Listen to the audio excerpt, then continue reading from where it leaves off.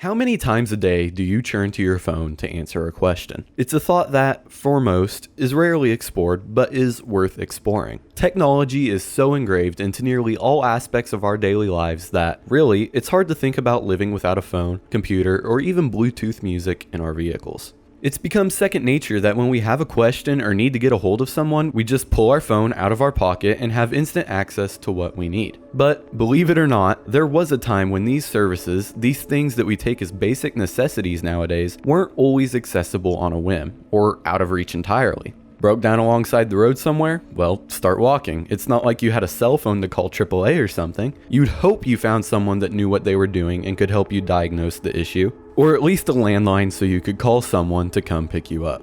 And even then, there's those moments where, as the saying goes, technology is great when it works. I'm sure there's been moments in your life where there was no reception when you wanted to check the weather, place a call, or send a text. Or when the computer just won't print to the printer despite having it all hooked up properly. Being 19, I've never had a true experience of being completely isolated from technology, like how my parents and grandparents before me described it. If anything, I was born at the perfect time of technological development, where everyone was getting cell phones, the iPhone was on the horizon, and more flat-screen TVs were making their way into households. Windows XP was in its peak, computing was getting more powerful, and it was overall just a great time period for technology. And sure, while I grew up in a rural area that was, all things considered, always at least a year or two behind the norm, we still benefited just as everyone else. My parents each had a Motorola Razr, and they weren't new to cell phones obviously, so even if I, of course, never had one, it wasn't like we were completely isolated at any given moment. But even back then, cell reception was probably arguably worse, and working in agriculture, you were never sure when something could go wrong. So, despite having technology everywhere nowadays, I do think there is some value to knowing how to do things without it. One of the biggest examples that comes to mind for me has to be in terms of navigation and driving. While I get it might be useful in scenarios where you're somewhere completely foreign, like a busy city, I think there's benefits to being able to read road signs, anticipating where you need to go just based on general direction, and memorizing, or at the least inferring, routes. I can't count the number of stories I've heard of people pulling up Google Maps to go somewhere when really all it took was hopping on a couple of state highways and an interstate. And I don't know, maybe I'm biased in some way just because I enjoy driving and traveling, but sometimes it just feels like we're too dependent on services like Maps apps.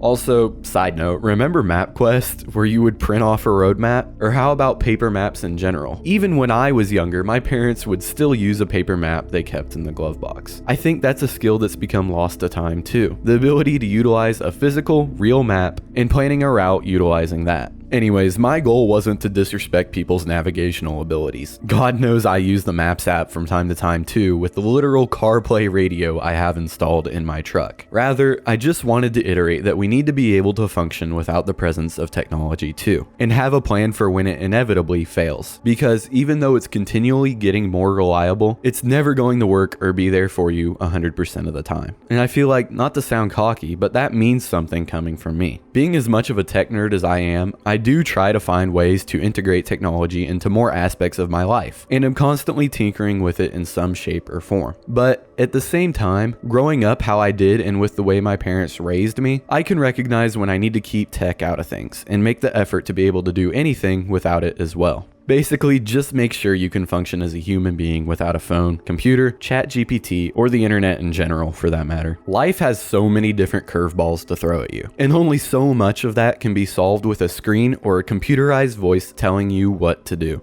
So yeah, that's about it. Thanks for watching, and as always, I'll catch you in the next one.